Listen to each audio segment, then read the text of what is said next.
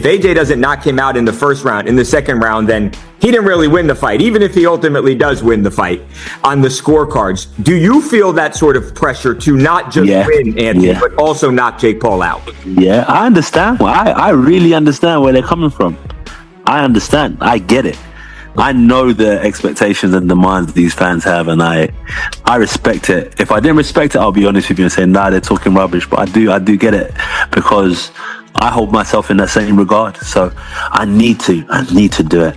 And that's my intention, to seek and destroy. My voice cracked. I'm still going through puberty. The biggest fight of 2025. USA versus UK. He's got the belts, the size, the history, but I have the balls. Be careful what you wish for. He would be incapable of going in there and holding back. I mean, I think the only thing that's a bit harsh is if Anthony Joshua doesn't knock him out in the first round. Anthony Joshua has delivered a direct and powerful message to Jake Paul ahead of their fight. He says he's not just coming to win, he intends to finish Jake in the very first round. Joshua made it clear that he won't slow down, won't hold back, and won't give Jake a single moment to breathe. From the opening bell, he plans to attack with full force, apply non-stop pressure, and end the match fast. Joshua wants to show right away just how big the gap is in strength, skill, and experience. People have already started saying this. Is there any clause that says you need to go easy on Jake Paul? Honestly, I haven't seen that part, but no, there's no clause. I heard that he fought Mike Tyson in 14-ounce gloves.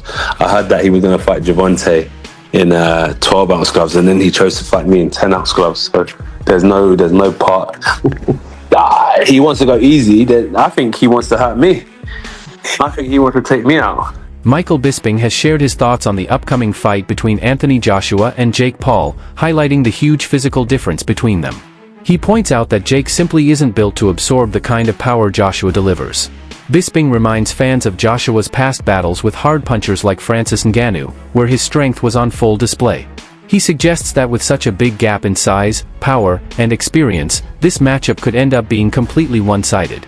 Goes up against Anthony Joshua and gets flatlined. Every single punch that was thrown was landed, and every punch that landed put Francis Ngannou down, okay? So to stand there and think that Jake Paul, who's much, much smaller, who has way less experience, that doesn't weigh anything near him, is going to have a chance, and not to mention the technical abilities. Let's just talk about that. Not to mention the technical abilities or experience. We're talking about an Olympic gold medalist, remember, from back in the day, who's then gone on to become a true British boxing icon, or a worldwide boxing icon, let's be honest, right? There's no way that he loses to Jake Paul, unless it's an exhibition match. Derek Chisora looks at this fight from a completely different viewpoint. For him, it's not about greatness, skill levels, or future legacy. He believes the whole event is driven by business.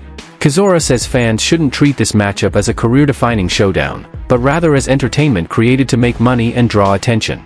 In his view, Anthony Joshua versus Jake Paul is less about pure boxing and more about a smart financial move that benefits everyone involved. He cuts through the hype and focuses on what he says is the real reason the fight exists: business. When we look at AJ against Jake Paul, what sort of gulf do you expect to see? Listen, we are in the game of entertainment. Either we're entertainment in the ring or on the football pitch, it don't matter. It's called entertainment. People are going to buy tickets to go watch Jake Paul and Anthony Joshua fight. You know, we're all entertainers, either way. So I'm happy. I'm so happy for AJ because he's doing this for himself. And you have to understand, you have to give so much respect to Jake Paul.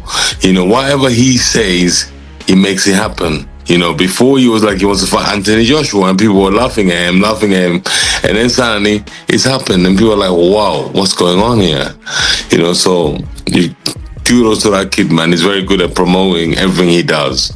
Derek, do you reckon there's a bit of jealousy from other boxers and even like pundits flying around as well? Because even since it's been announced last night and today, I know the biggest jealousy pundit you guys have in that is Simon Jordan. I'm telling you right now, Simon Jordan right now, he must be suffering inside and out right now.